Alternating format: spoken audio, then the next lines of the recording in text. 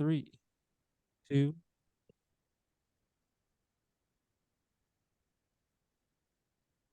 Welcome to Finding Certainty. This is Patrick Laing.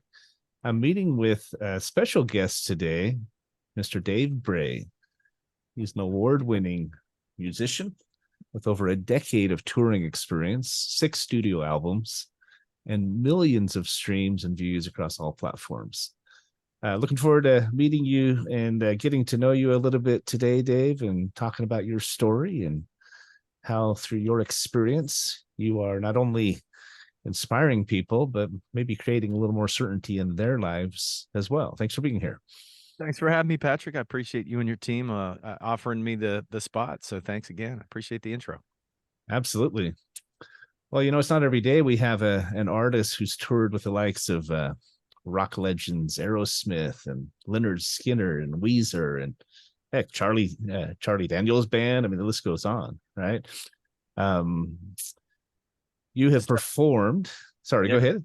No, I said it's definitely an eclectic group of people that I've performed with and shared the stage with for sure. So I'm still trying to figure out what genre I am.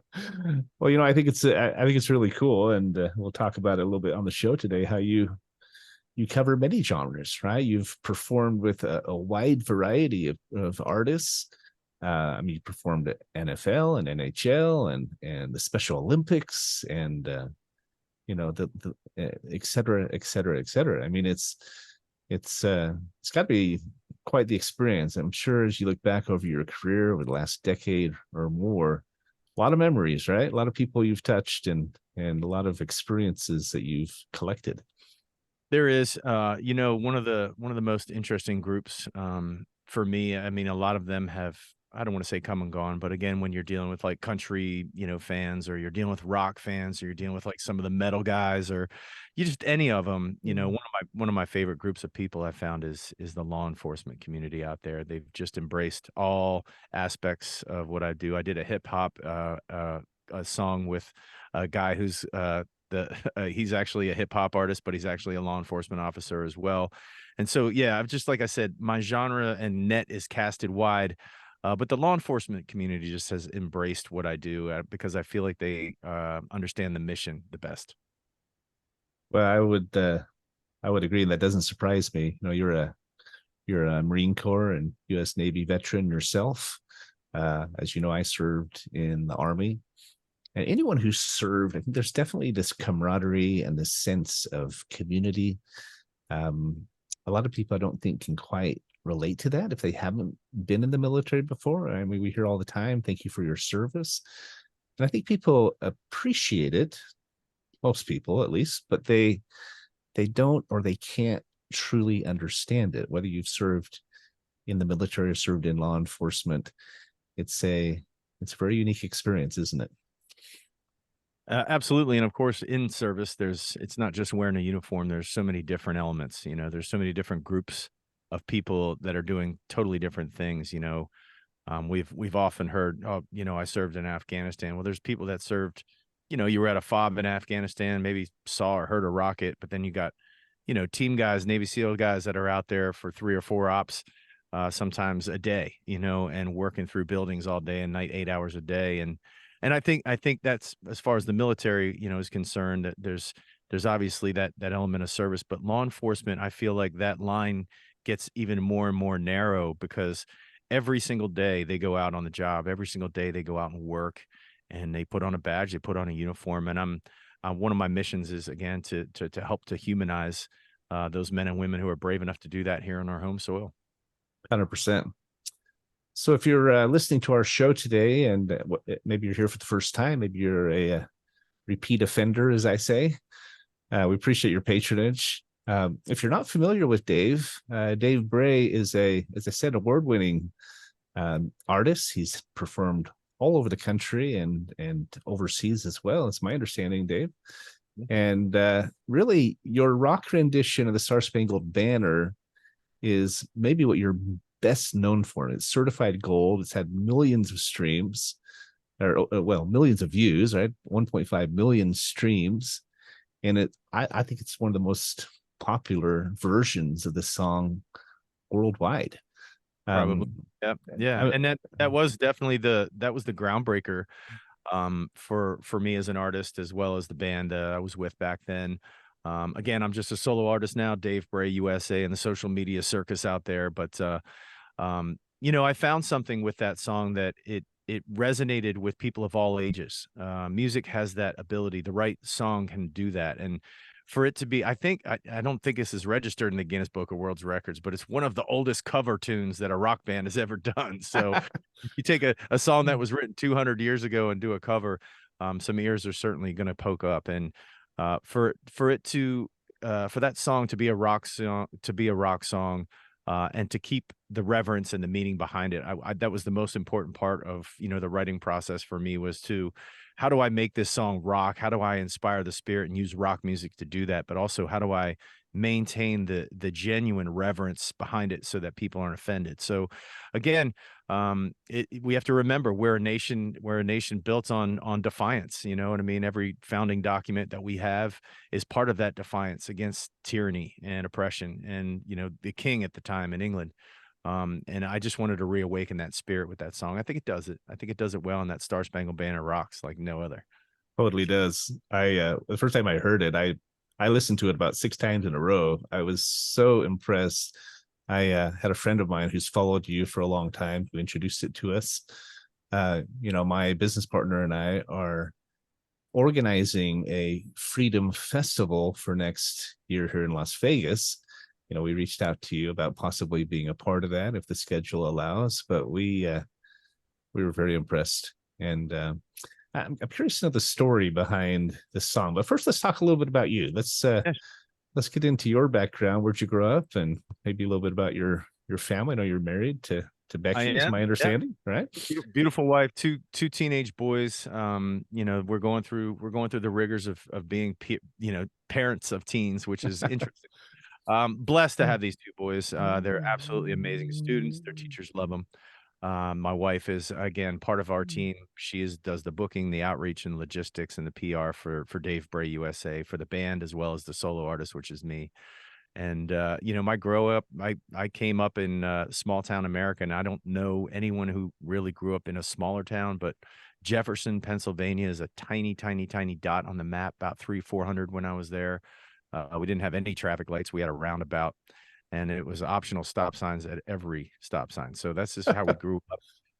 No double lane roads. It was just Wow. us in the community. Yeah, very small town. 1 cop, 1 fire department, volunteer fire department was the backup police and everything else. So that was us.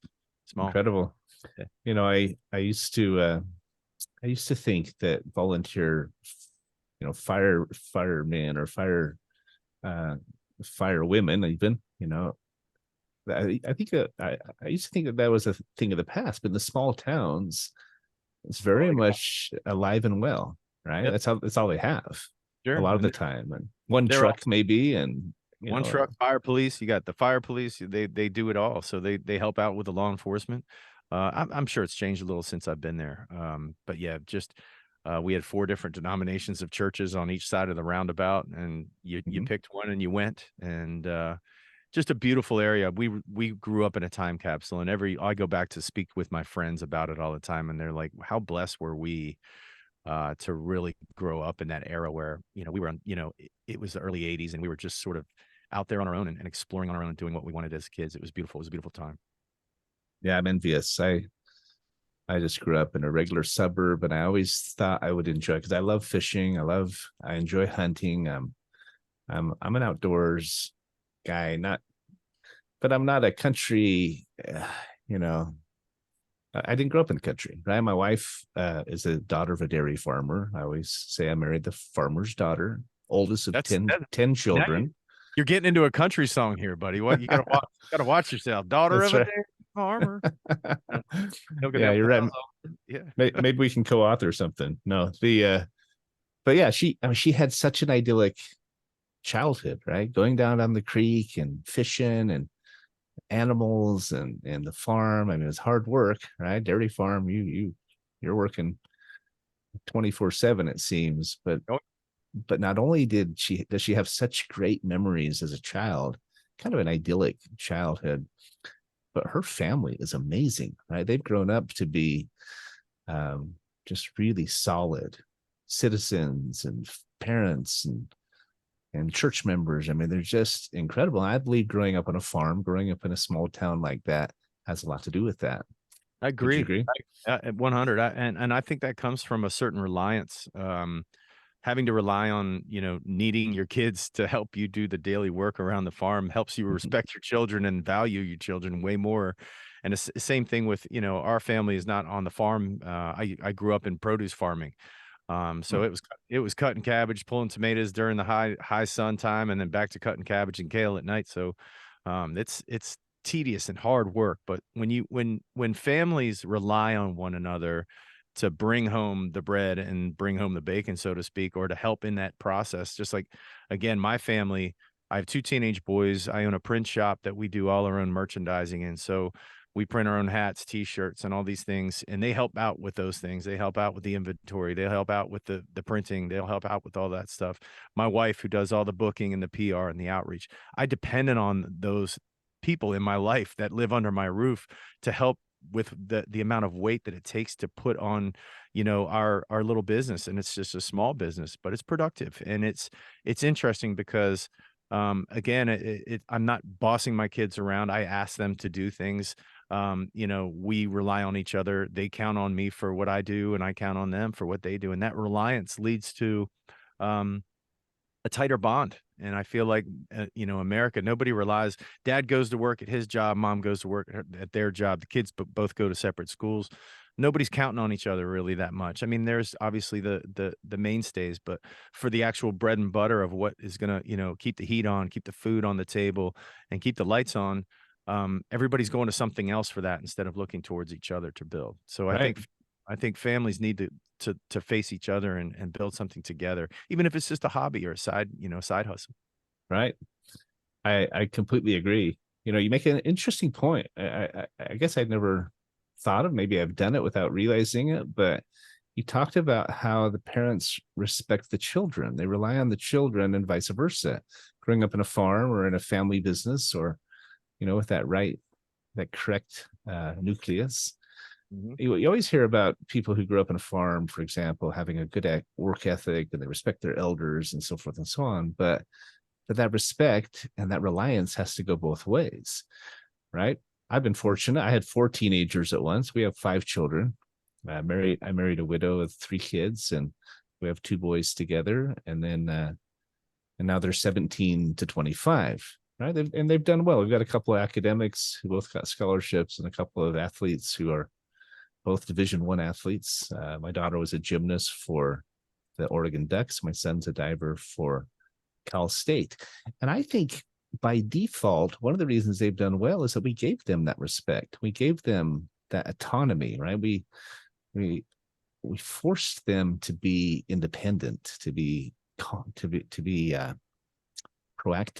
right? To create work ethic. And I think in that sense, I guess I hadn't really thought about it, but we really were respecting them to be capable of that, right? To be worthy of it, or well, maybe we raised the standard and they rose to it, right? That's a good way to put it. Yep.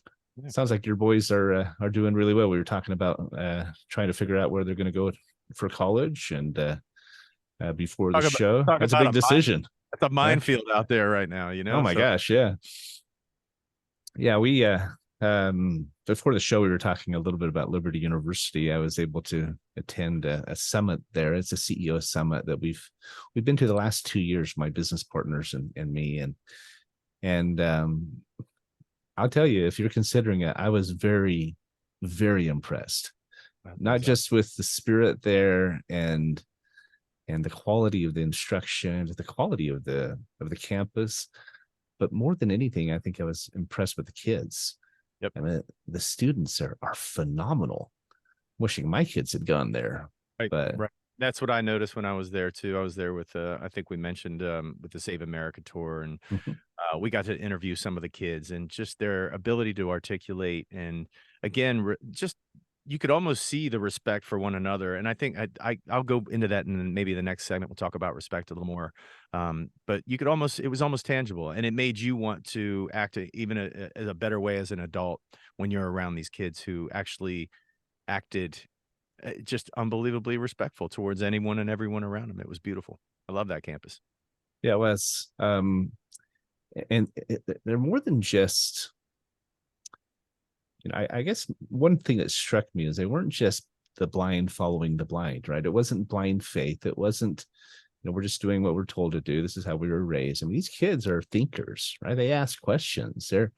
They're reaching out. We were obviously working with the business school, specifically with Dave Bray, the dean there, but these kids are smart, and they have values, and they really seem to want to make the world a different place, a better place, in a number of different ways. We had a summit, kind of a breakout session with the producers of The Chosen, and there were a lot of kids in there who are interested in going into film and using that medium to spread the good news, spread the word. And there were a lot of kids looking into different types of business and different types of performance, like yourself. And I'm a firm believer, we are coming up against our first break, but I'm a firm believer that we can find our lane, find our passion, and do good with that passion wherever we go. However we end up creating our life and finding that lane, we can do more than just make income, but we can make a difference. And you are most definitely doing that, my friend, which Thank you. one of the reasons I invited you on the show. So, well, very cool. And yeah, sometimes God doesn't tell you that what he's building you for is to do good while you're in the middle of learning. That's the interesting part, is while he's constructing the cabinet, you gotta stand back and allow him to do that and give him the space. So yeah, man, I love it. And I know, again, I know we're up against the break here, but I just want to say again, the faith and the respect that I saw from those kids at Liberty was definitely something. It was such a fresh breath of air. You just don't see it in the world today, especially from kids in that demographic, 18 to 20. It's just not there. Very much so. Well, they call it the buckle of the Bible Belt for a reason, right? That's and right. They seem to be doing some things right. But we're visiting with Dave Bray. He's a successful musician, well known for his performance of the Star Spangled Banner. Wish we could have you perform on the show today, but we'll most definitely put a link to it in the description below. So if you're listening, go back later and read and click on the link and spread the word. Like it, share it. We'll be right back. Okay, perfect. Good job, guys. All clear. Thank you, Matt. Sorry, I cannot see what he's saying over there on that It's thing. just the count. Yeah, 4, 3, 2, 1. Yeah. It was 4 minutes. Let me see if I can get it bigger. Can I get it bigger? Okay, I get it. That's too big. Oh, if you can you? At least I can see it a little bit. No, you did good. Okay. I just saw something pop up, and I was like, man, what does that say? Do I need to stop? Okay. It'll be the same thing before the break and before the end. It's just that countdown. 4, 3, 2, 1. So as you look back on your career, is there a highlight that stands out? Maybe one of your favorite performances or partnerships, or man, we could talk or what? about the National Law Enforcement Memorial is one of the ones that I would like to talk about, because it's actually a candlelit vigil. It's about 50,000 people that all hold a candle up at one time, and there's a perspective that is only seen by the person that's on stage performing, and it's one that I'll describe it in the break. But it's like it goes from, because of the heat signature from all the candles. Yeah. It's individual candles up front, but then as you look across it, it ends up looking like a lake of fire, and it's absolutely unbelievable. And then that was to the point so captivating as I'm playing and performing that I almost forgot that each individual one. So as my eyes came back forward, under each individual face or candle was a face barely, Right. which made me want to look closer now and not look at the candles, but actually look at the faces. It was just, there's very few moments just in a performance life or performer's lifetime that I'll ever be able to see that. Wow, I can imagine. To see 50,000 people completely focused and having the same cathartic reaction at the same time is just crazy. Incredible. Where was that held? That's in D.C. in the Is National it? Mall. Yeah, every year. Okay. I've done it for the last 3 years. Wow. The Candlelight. It's called the National Law Enforcement Yeah, Vigil yeah, or it's Memorial. National Law Enforcement Candlelight Vigil. Okay. It's put on by the National Law Enforcement Memorial Fund. Wow. That's the organization that helps to build the memorial down in DC for them and Okay. fallen law enforcement. So When is the what time of year is that held?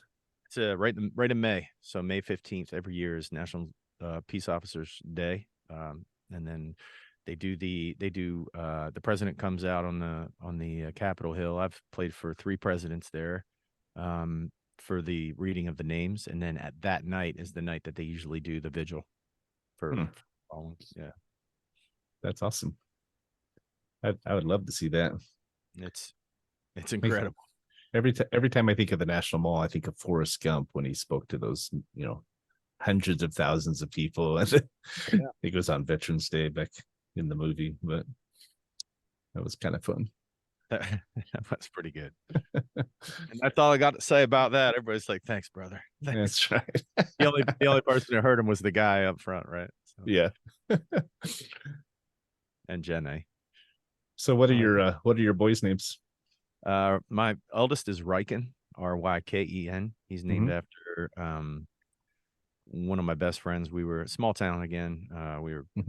We were riding our way to baseball practice, and he was struck by a vehicle. And Oh no. I lost him that day. And so his last name was Reichert, and I named my eldest Ryken. And then Levin is 2 L's even. Lleven is his name. And he's named after the number 11. And my wife and I got married on 11/11. I'm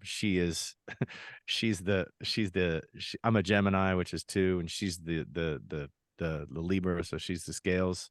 Yeah. So she balances my scales. So that's our 11/11. Nice. It was one of those numbers we always kept seeing when we were together. I'd be like, "Oh, 11/11." So, and we always say, 11/11, I love you. If we catch a text or whatever, just to snap a quick thing of it and just That's awesome.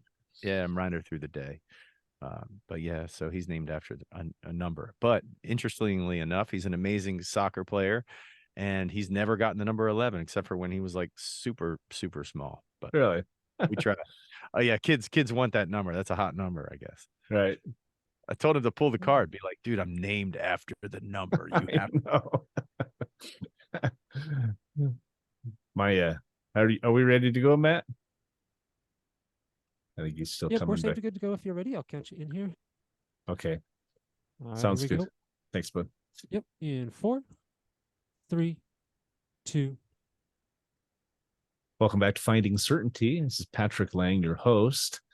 I'm visiting with Dave Bray today. He's and I would say an eclectic musician. I mean, you are a rock musician, Dave, but you've played with so many different bands and in so many different arenas. It must be quite the experience going from country to rock to heavy metal to even hip hop, everything. Hip hop and everything in between, right? It's not only is it a variety and a diversity of styles, right? But a lot of different groups, a lot of different types of performers and communities and so forth and so on. And that resonates to me because I believe one of the best ways to create more certainty in our lives is to work together. We were talking about the show before when I was asked to do the show.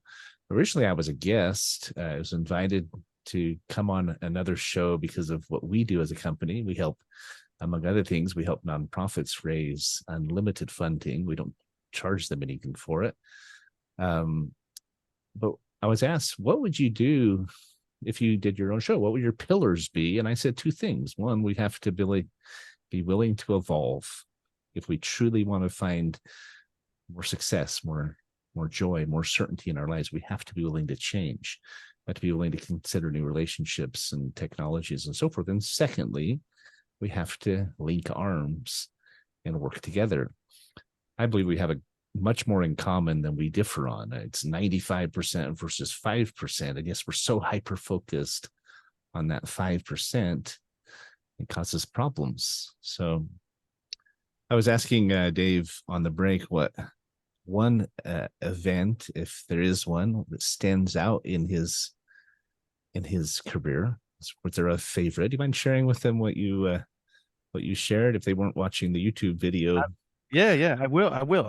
But one of the things, like, I thought for a second you were going to ask me what show that I would do, and I just want to dip into this. I always thought it would be a really cool show, um, and call it Confession, and just have people unload things that they're carrying around. I think, like you said, we get wrapped up in the 5%, which is like the hair and the makeup, but we forget about the heart, and oftentimes that the other person across from you is carrying around. And I think a lot of our differences come because we don't share the similarities of some of the things that we've had to endure and some of the hardships that we've had to endure that have brought us to the platforms and to the places that we are resting our morals or ship or beaching our boats upon, and saying, this is where I stand and that's it. But I think if we get down to it, that 5% really is only the hair and makeup. The rest of it is, we've all gone through really rough times. If you've lived into your 40s or your 50s, you've worn some scars. And I That's think right. a great show would be called Confession. But we were talking about that the event, or you asked what would be the best event. Yeah, let me interject real quick on your thought. You mentioned earlier about how you were trying to find the balance, and not hard to do, right? To create a rock version of a song that is so beloved, it's historic, it's spiritual for many people, but the Star Spangled Banner, and trying to find that balance between a different version, right? A more upbeat maybe version, a more a universal version, but a rock version of it. Hey, And it was a still, rock. Yeah. and still not losing the spirit of it, right? And I listen to a lot of gospel, a lot of Christian, modern Christian music, Counting Crows and Mercy Me. I mean, the list goes on, right? But I think they do a pretty good job. And I don't know about you, but it seems like there's a lot of bands out there that are figuring that out. Before we talk about your experience with the law enforcement Candlelight Vigil, which I think is incredible. Yeah, I want to tell that story. How do you find that balance? How do you think that really great artists are doing that, yourself included? Because I think it's a challenge. It's not easy to do. Well, I'm gonna be brutally honest about what I feel about music coming out of especially the Christian community, and I get it a lot. But again, it speaks to the hair and makeup crowd. I believe that every person has their own faith, and they got their own walk with faith. We all have our own thumbprint when it comes to our relationships with God and with whoever your higher power may be, Christ for me.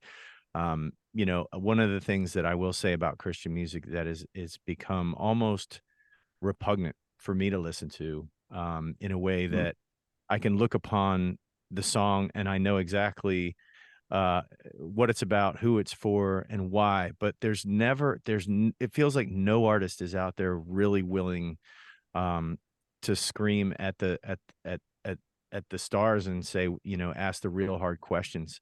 And that's where I feel like me as an artist, people are like, are you a country artist? I said, yeah, but I'm a God and country artist.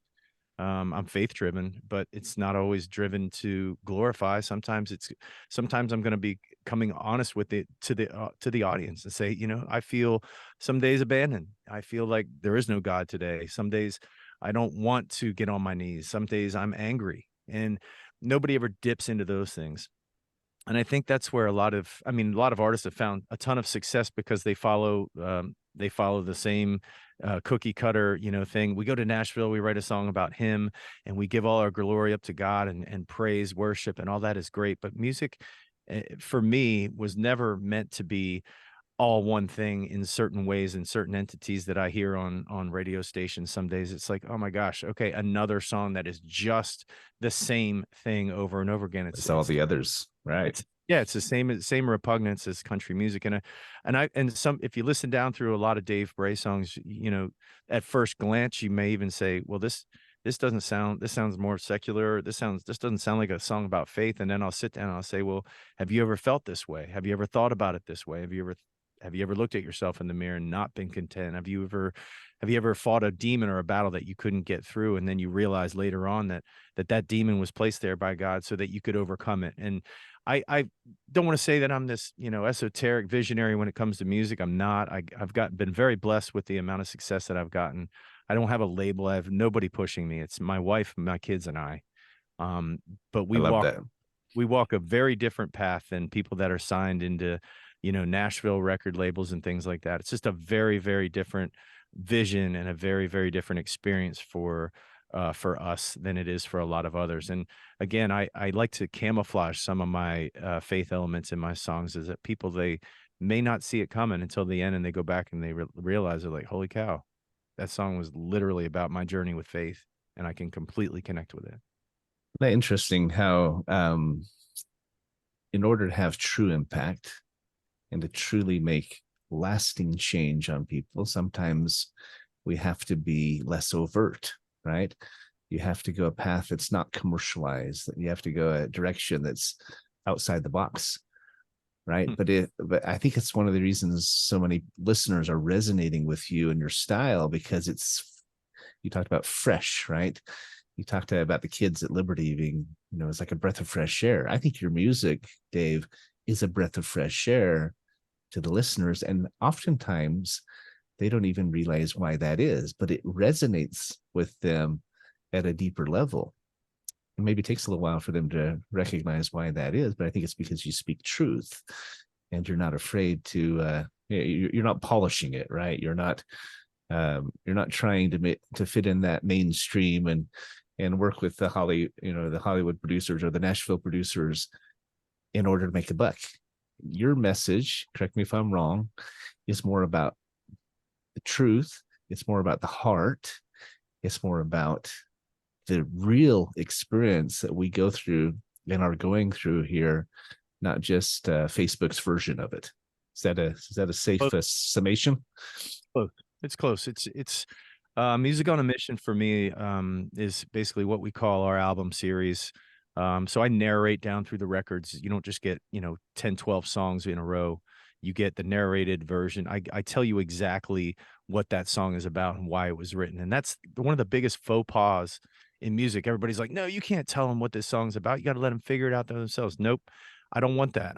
I want you to understand that I wrote this song for this reason, and this is why I wrote it. And again, people will then listen with a different set of ears and be like, holy cow, again, this guy is striking into a nerve that I carry along with me, or that into a darkness that I carry along with me. But more importantly, what I want to show with Music on a Mission is a continuation of service in patriotism and in faith.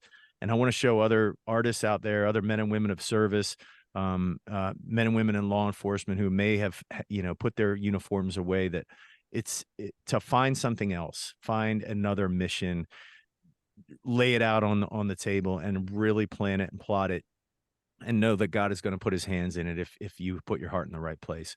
And that's the purpose of my music. That's the purpose of my mission. And finally is just to be a representation that my kids can look up to and realize that, hey, my dad was in music, but he wasn't some guy sitting around, guzzling liquor and drinking and singing about whiskey and booze and Friday nights and neon lights and Daisy Dukes and dirt roads and red trucks and tailgates and that kind of thing. It's not for me. So I'm a different artist. I'm a different kind of guy. And if people want to listen, I'm more than happy to allow that. I would love that.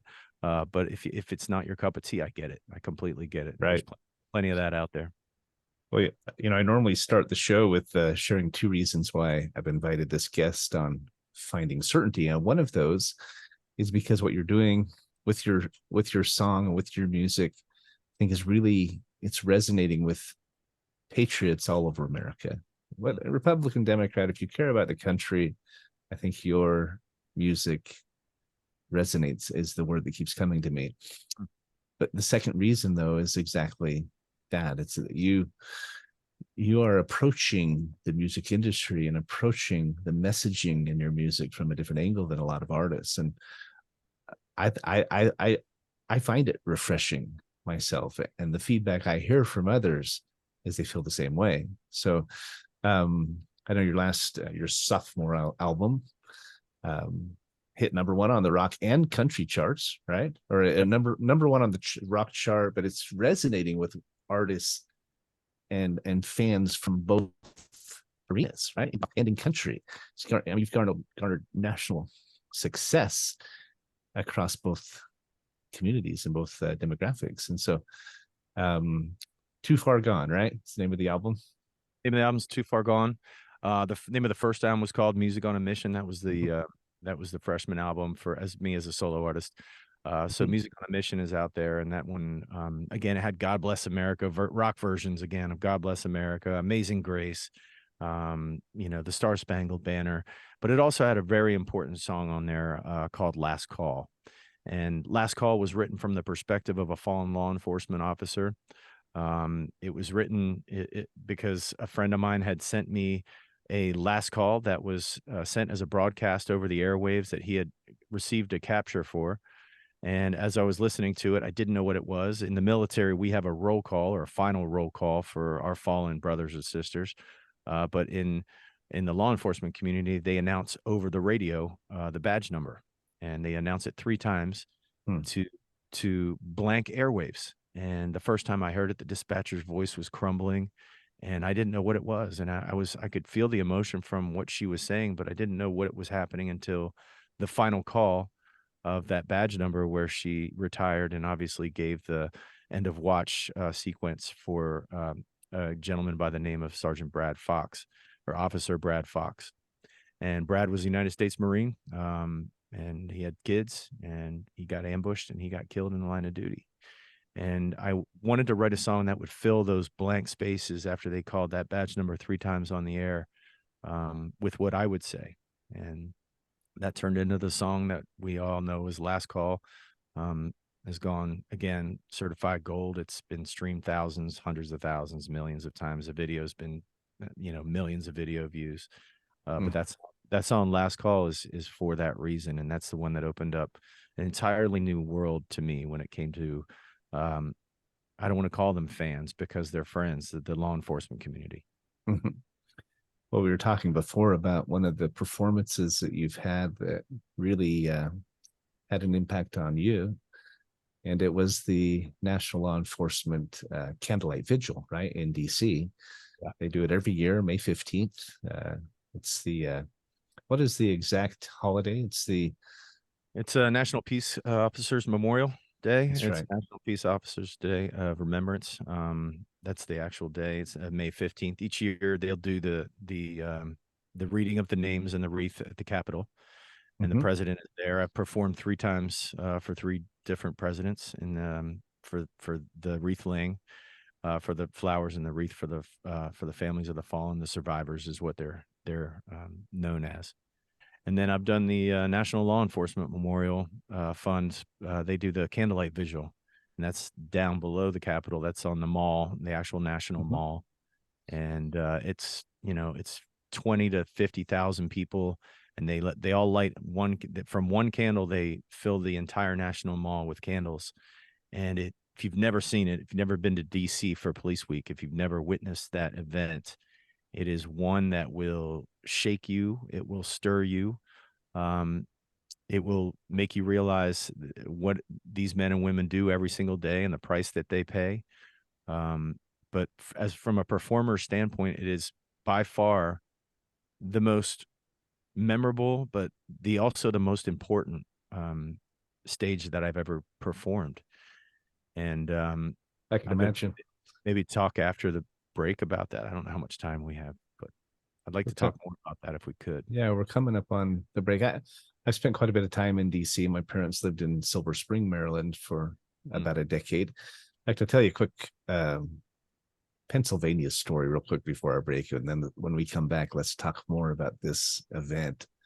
For years, I'd been going back and visiting my parents, and I said, Mom, one of these days I'd like to drive up into Pennsylvania and go see Gettysburg.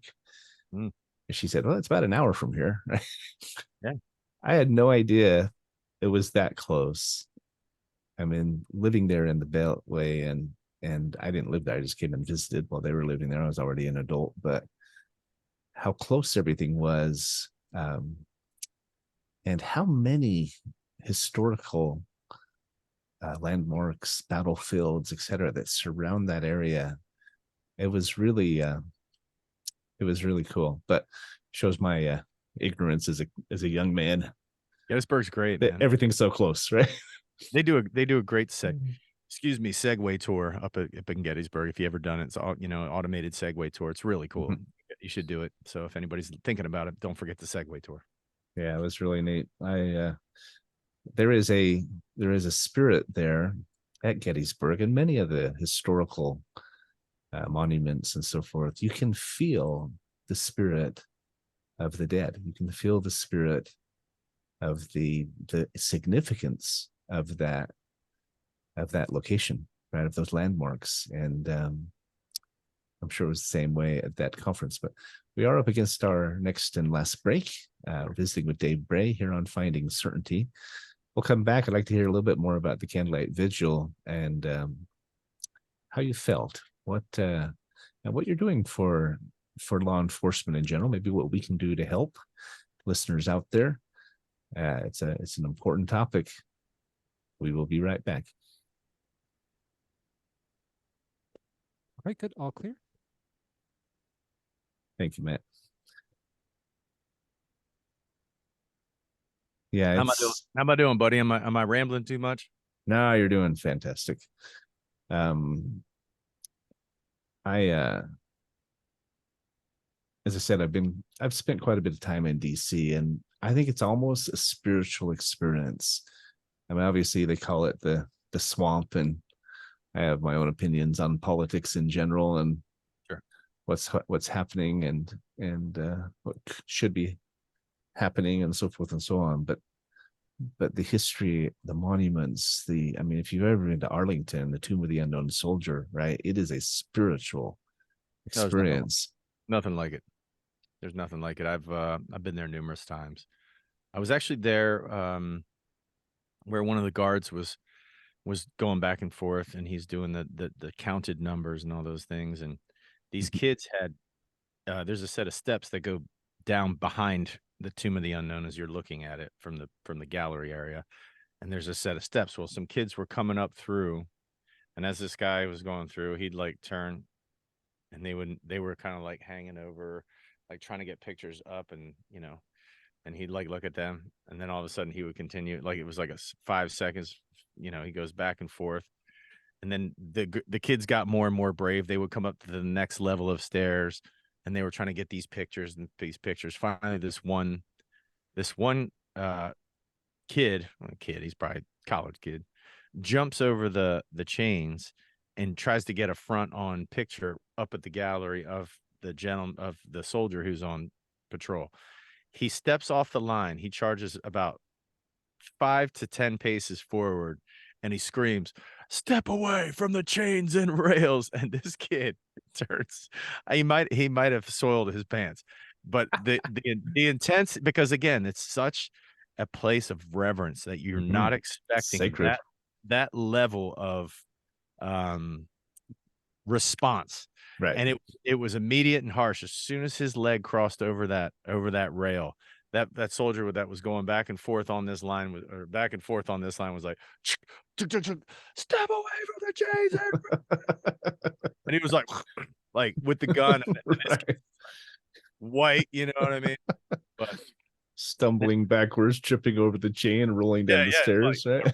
Rolling as fast as he could. The guy was just like, pop, snaps up his rifle and then turns it back, and he's just back on the line like nothing ever happened. And all of us are just like, oh wow. Intense. All right, so let's jump in here, Patrick, but we need to get to the final segment here. Running out of time for the hour. All right. Thanks, Matt. Need to cut it short a minute or two, we can.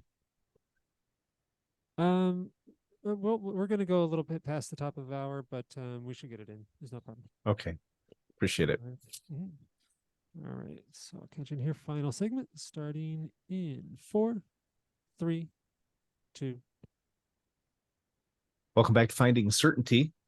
Having a great conversation today with Dave Bray. He's a very popular musician. I think in part because he covers several genres. He's performed with multiple different acts, ranging from Leonard Skinner and Charlie Daniels Band to Weezer, and The list goes on, right? As we talked though about the experience of performing both with acts like these and as a solo artist, you've performed at a number of different arenas and a number of different locations, ranging from NASCAR to NFL to, as we were just discussing, the National Law Enforcement Candlelight Vigil. Mm-hmm. I asked you earlier what was one that stands out in your mind, and unequivocally you said this experience. Absolutely. The chance to perform on the Washington Mall with as many as 50,000 friends, as you call them. They're in support of our law enforcement. You talked a little bit about the candles and how it impacted you, because you had a different perspective, right? You were standing up on the stage looking out over the audience. Yeah. And that's share a little bit about that. I thought it was really interesting. Sure. You know, when you're there and you're in the audience, because I've been in both. I've been at the Candlelight Vigil on, holding the candle side, and then obviously I've performed at the Candlelight Vigil for the National Law Enforcement Memorial Fund for the last 3 years. Mm-hmm. And when you're on that stage and you're looking across, they start one candle, and it's the survivor's candle, and it goes out into all these people, and it takes a matter of maybe 5 minutes for this candle of healing to be passed through 50,000 people. And when you're up there performing, it's unbelievable, because each candle makes 2 and each 2 makes 4, you know what I mean? As you see it sort of just making its way back through the back of the National Mall. What happens is as you're standing on the stage, you're looking down and you're seeing the candles be lit. And then as you look back, they sort of flatten out, and it becomes this one single line of fire. And because of the heat signature of the candles, it starts to move, and it actually looks like a body of water. It almost looks like a lake of fire when you're standing out there. So as I'm performing, and I'm performing the song Last Call, for these men and women and who have lost their loved ones in the line of duty and otherwise, I'm performing this song, which is this extremely heartfelt, cathartic song about fallen law enforcement. And I'm performing this, and I'm in awe of this band of fire that's going across the National Mall in front of the Capitol. And it's so hard to focus, because it's something that I've never seen before in my life. It would be like watching a quadruple rainbow while trying to juggle something into the sky. Wow. And, the best way I can describe it, but all of a sudden I snapped back into the reality when I started coming back forward and bringing my gaze down below to the front row of these people, these survivors. And behind each candle, the thing that I didn't see, because I could only see candles this at night, there was a glow of a face behind each and every candle. And in these faces, you could feel the pain and the heartache just being released during this moment. And there is probably no way that will ever be beaten in the performance realm for me. As a band, as a performer, I've played in front of thousands of screaming people and jumping around and stage diving and all those things. But to see that many people having the same cathartic emotional reaction to a song that you're singing at one time, and for the purpose it was for, it will never, ever be touched. I appreciate you sharing that with me. We talk about a spiritual experience when you're in Washington, D.C., around the monuments at Arlington and cemetery and so forth. But I think, if I may be so bold as to say, I think the catharsis of it all and the spirit of it all has got to be further accentuated because of the emotion. And you say they're going through a grieving experience. They're either grieving being a survivor or grieving having lost a loved one. We're both veterans. I served for several years in the Army, and it's hard to encapsulate. It's hard to verbalize the experience of serving with someone and then losing them, and going through the I guess you say the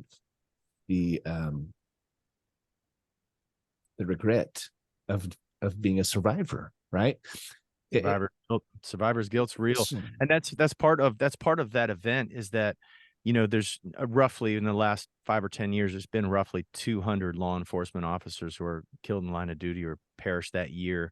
And so there's families that are in the front are the families, and I'm speaking again of the Candlelight Vigil, the National Law Enforcement Memorial puts on. Those families are 200 people's direct family members, and they're the ones who it's their first year, they are suffering the worst, or this is their first year actually seeing the vigil. And the other 50,000 are there to support those 200 families. And that, again, is something that is happening on such an amazing scale within this law enforcement community. And I'm going to kind of keep going here for a second.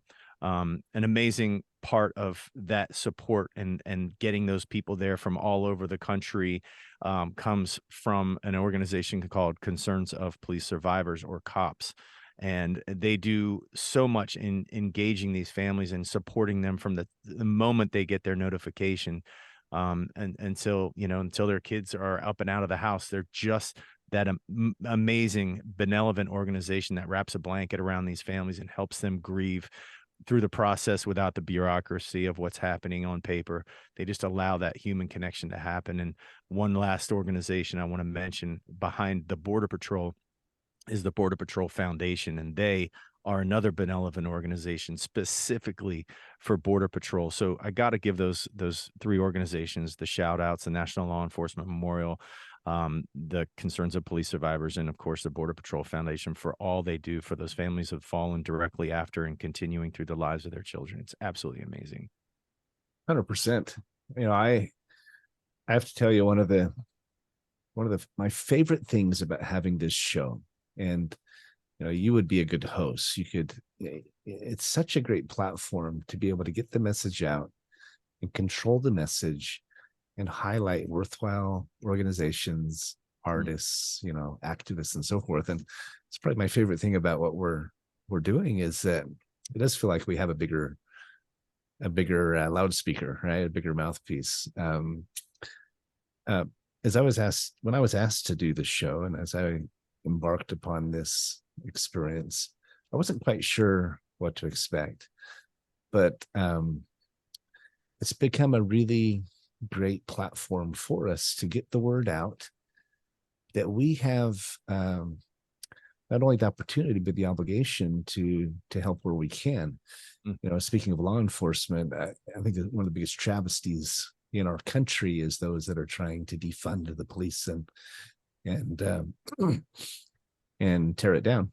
And they are out there defending us on a daily basis, undergoing untold dangers. And I know I have a friend who's a police officer in Anchorage, Alaska. It's not even the biggest city, but he said every single night it is call after call after call after call.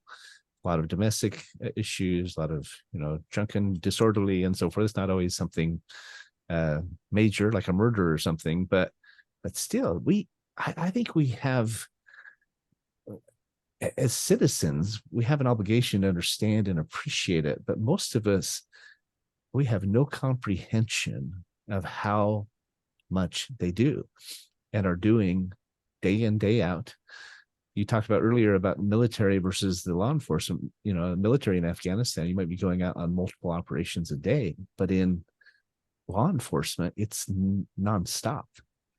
Every day. You don't come home after 9 months. Law enforcement get to come home after 9 months. Yeah. But I mean, listen, the name of the show, and the certainty behind it and that quest for it, it comes down to some, in my opinion, we were going to talk about this and I wanted to make sure I got to it. But it comes down to the building blocks. And I think when you talk about certainty is completely uncertain. There's never anything certain about your human existence or your time here, your human experience. But if you can get building blocks, placed properly, and you can build a foundation around yourself and your life, and you can start to build that foundation by keeping it square, by keeping it plumb, and keeping it true. You can build certainty, with faith and through the right virtues like respect. And things like that. And if we have a common building block that is put into the hearts and minds of our children and the men and women of this country that we all can understand and come to commonsensical terms upon, like, hey, yes, you have the right to express your own faith and do your own faith within the parameters of the law. And I will respect your willingness to do that. If you respect mine, then we can put those two blocks together and we can start building. Yes, I respect your right to free speech. I may not agree, but I'm going to allow you to have it. There's another building block. If we have another building block of going on top, that is around patriotism, or where we see, our flag or one of those things, or how we respect our law enforcement, there is another building block. Same with our military. And again, I feel like if we can build these building blocks, plumb, square, and true, then we can have more certainty as a nation. But right now, the way I see it, our building blocks have been crumbled, and there's a plan and a plot to destroy us. And I feel like we are a far cry away from the certainty that we truly need to move forward in this country. And I hope that people will revisit some of the virtues that built this nation so that we can continue to move forward. I agree with you 100%, Dave. And I don't know that the building blocks have been crumbled as much as they've been pushed aside. They're still there. They're still available, and to your point, if we just start putting them back together, start sliding them back into place, start rebuilding them if we have to. In a very real sense, I think one of the most important things we can do is to choose to think for ourselves, to be independent. You talk about the defiance of the founding fathers and what established America, and we see the monuments to their defiance, right? We have to be willing to defy the masses, right? To defy the crowd, to think, to be willing to think differently. And we are out of time. We're coming up at the end of the show, but I believe that's what you do with your music, right? You're defying Nashville and the producers and the general mainstream music, right? You're defying that cookie cutter thinking. You're defying, but my mission is sense, my mission in that thought process, right? But my mission in the end is to bring people together. And if we continue to say, hey, we have to continue to defy each other, then we fail in one of God's biggest laws. He wants us to love one another for what we are and who we are. And at the end of the day, if we continue to just beat our heads up against the wall about our differences, we're never going to get anywhere. So 100%. Well, congrats on all your success. How do people get a hold of you? Everything is at Dave Bray USA, Dave Bray, Bray USA. You can find the music, the mission. You can sign up for the newsletter. I do a Freedom Friday newsletter on the website. If you want to support merchandise, is Dave Bray USA. My wife, my kids, myself, we print and do all our own merchandise. So you're supporting our family as well. DaveBrayUSA.com there. And for every purchase, if they mention they saw me on this show, what I'm going to do is I'm going to sign an autograph my Music on a Mission album. You're going to get that for free. Don't bother buying it. If you say in the comments that you saw me on your show, then I want to give you that album for free because I think it's important. Fantastic. Let's talk more. We can help raise funding for your organizations that you care about. We're out of time. Sure. Thanks for being on the show, Dave. Really appreciate you being here today. Thank you so much, Patrick. Appreciate you as well. Have a great weekend, everybody. We'll see you next week. God bless. All right, terrific. Good show, guys. All clear. Thanks, Matt. All right, man. Thank you, sir. So we're still recording the YouTube. I always tell people they get behind the scenes during the break. So if there's anything else you want to add, I mean, I'd love to talk to you more about how we could help, because organizations like the law enforcement association, like the Border Association, Border Patrol Foundation. Border Patrol Foundation is a huge one. I work with them 2-3 times a year. Concerns of Police Survivors, COPS. There's chapters in every state. Some states don't have the representation or the funding they need to grow and get the funds to these families of fallen law enforcement. Pennsylvania is one. So Concerns of Police Survivors, Border Patrol Foundation, National Law Enforcement Memorial Fund is another one. And that's what helps the families get to D.C. and helps to get their engrave the names on the walls down in D.C. So again, another amazing organization. And it is, when I say that I've sort of gravitated towards this community, the thing I love about it is this. Cops are cops in uniform and out of uniform, whether they like it or not. a lot of these guys and women, they are coaches. They are pillars in their community and volunteerism, and they give back timelessly and endlessly. And they give, you're in a restaurant and something happens and somebody that's a cop is in there that is off duty. They're right back on duty. Let's be honest. They're never That's off right. duty.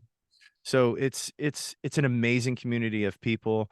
They also know how to have a lot of fun and they know how to unwind, and I love that as well.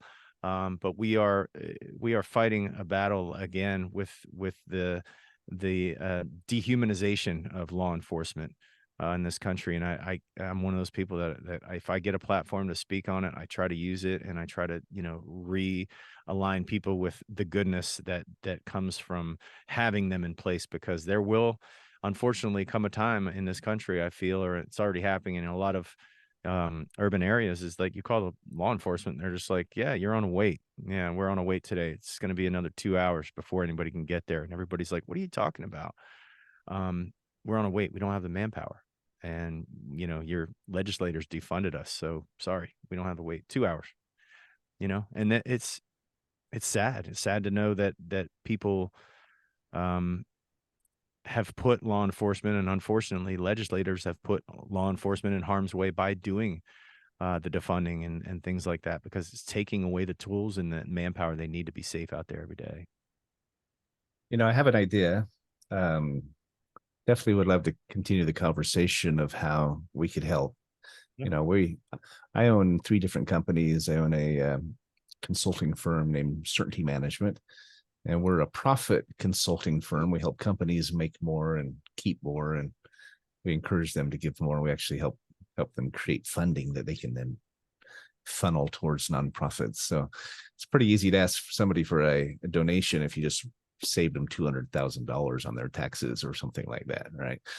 And so we have a banking platform, though, that can, I believe, it's a new program, but I believe it can become one of the most extraordinary fundraisers we've ever seen. And would love to, we can meet offline after the call sometime and I can tell you about it. But I would love to do a series on the show where we focus on this topic, where we focus on law enforcement, on the organizations that you're referring to. Maybe we have a series of representative from each of those organizations. We do it for the whole month of February. My birthday's in February. It'd be a great birthday gift. I'm booked out a little ways, but I can move things around. So let's talk about maybe how we could do that to get their message out and see what we can do to help. It's something I'm very passionate about. It's something I care about as a veteran.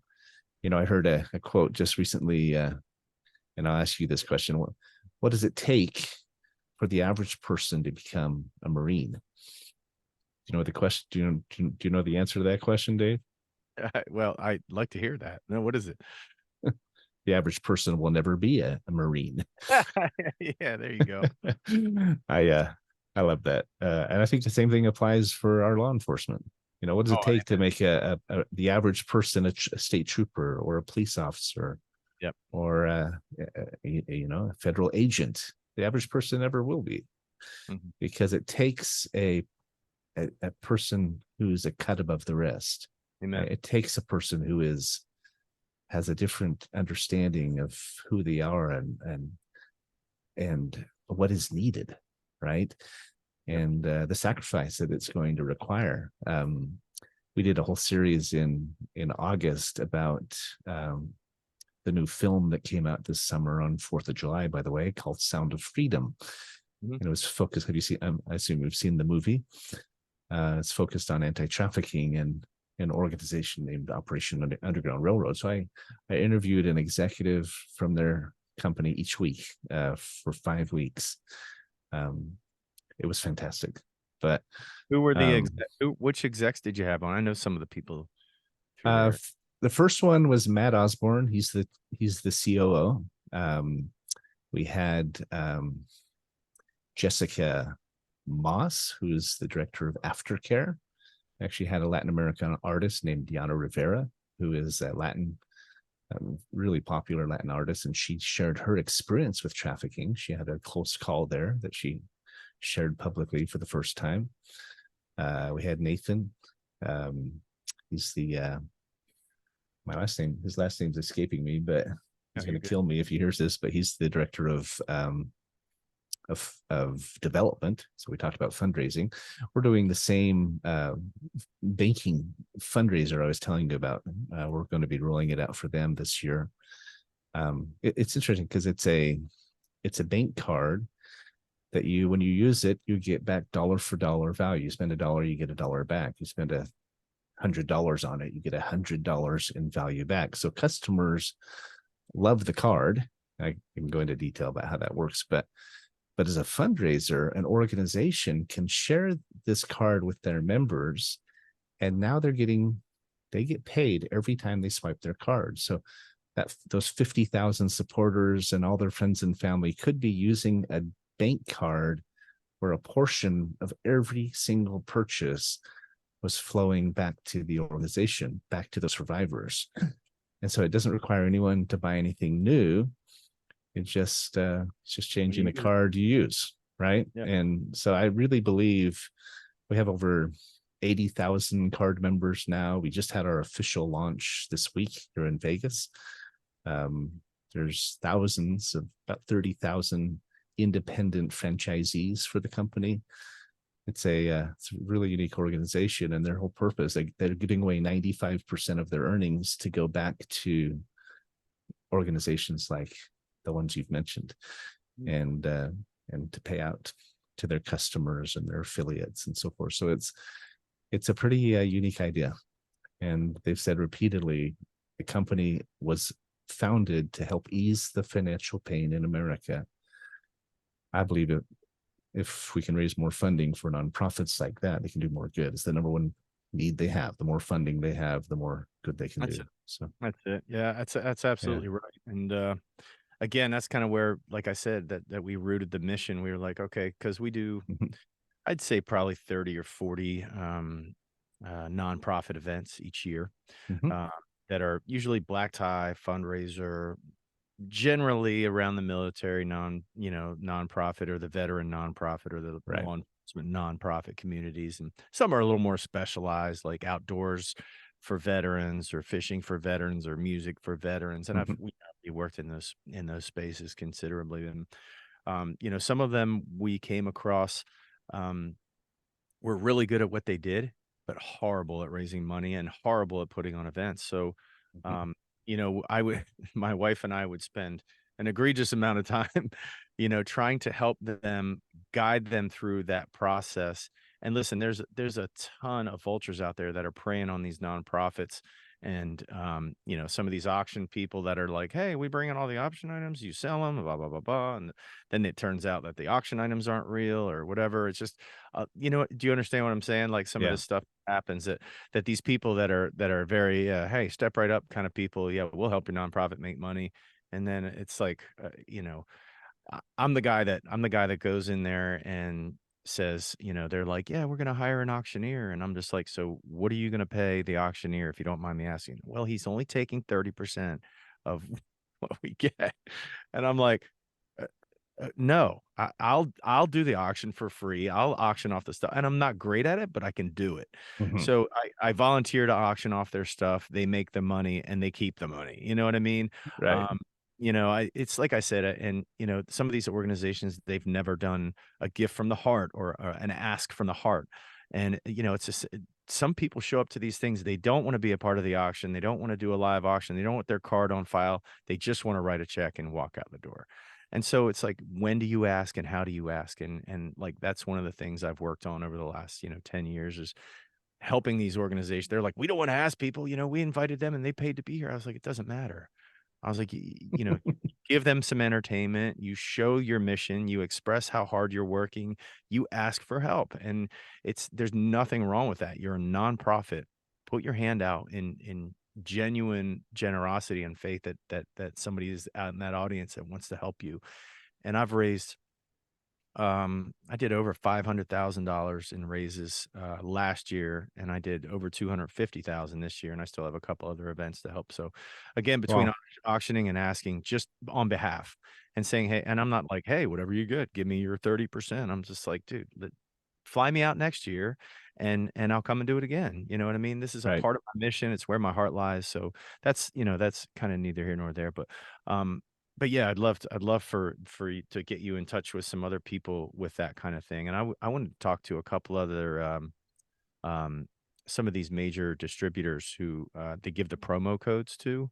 Mhm. Um, usually it's to an influencer or something like that. But I think that could be used towards nonprofits as well, like nonprofits that already have monster networks going into the Christmas season. Say, hey, you want to buy our bed sheets or whatever, use promo code blah blah blah. It's a great gift, simple as that, and all proceeds go to support their nonprofit. So, Right. like I said, it's very similar to kind of what you're doing. I love the bank card idea. It's brilliant, and you can customize the bank card and just make it Mhm. look like a certain way. It's a great reminder for people. I love that, Patrick. So that's amazing. Yeah, we're very excited about what we can do with it. We realized we could do more than make income. We could make a difference and use our platform and our expertise. We started with just cost reduction. If I can lower costs and whatever we get paid, we give 50% of it back to the nonprofit, and we encourage the client to match our donation. And there's potential there. There's great potential there. We've saved our clients millions of dollars over the years. We've seen over $250 million in contracts influenced in just one of our divisions. But that's more complex. It takes a little bit for people to wrap their head around it and kind of understand it. The bank card concept is very simple because they don't have to do anything new, just pull out a different card out of their wallet, and it's going to benefit their church or their foundation Could or they whatever. activate So could they activate that bank card on site? Like, say, if you had a kiosk or good. something Put a like that, QR code up. Yeah, so absolutely. they could activate that card on site, and they could be able to hand them a card with a Yeah. chip, ready to use kind of thing at an event, or no? It would take longer for them to get the chip in the mail, or the card in the mail, because they got to go through KYC, then know your customer Hmm. and so forth. But they could definitely scan a QR code. You can put it up on a screen, say scan this card, scan this QR code, download this card, and every time you spend it, a portion of it is going to go toward this organization. That's awesome. And not just that, but if they use the card and they share it with a friend, and that friend's purchases now are going toward the organization, and just continues on. It has a mushroom or a snowball effect. I believe it can raise literally millions of dollars over time for the nonprofits that we care about, right? So we're excited about it. It's a good opportunity. But anyway, you've been very gracious with your time, my friend. Appreciate you being on the show. And let's circle back. I'll reach out to Becky, maybe get on your calendar again, and let's continue the conversation. And I love the idea of maybe for February doing a series focused on law enforcement and these, including the border control. Just conversation, talk about finding certainty. I mean, they're an integral part in us having certainty in our homes and our communities and in our lives. So Absolutely. Well, thanks again for having me, Patrick. I appreciate you. Thank you for your time. absolutely, my pleasure. Nice to My meet you finally. pleasure. I've been a fan for a long time, and I know how busy you are. So thanks for taking the time. Hopefully we can get together again soon and plan this out. We'd love to help if we can. Appreciate that. Thanks, Patrick. All right, bud. Take care.